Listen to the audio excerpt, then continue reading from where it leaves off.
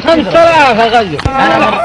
يرميهم 5000 5000 5000 كنا مستعدين نجيب 10,000. اثناء حملة التوحيد ونتيجة لنبل قصده وأساسه الصحيح كانوا أنصار كثيرون في أنحاء البلاد قبل توحيدها، وكان وفيا معهم ويعتني بهم بالمواقف المخلصة.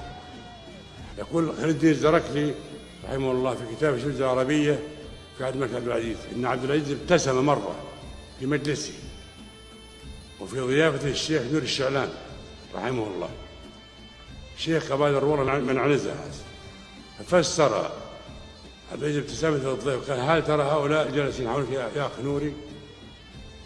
ما منهم أحد إلا حاربته وعاداني وواجهته.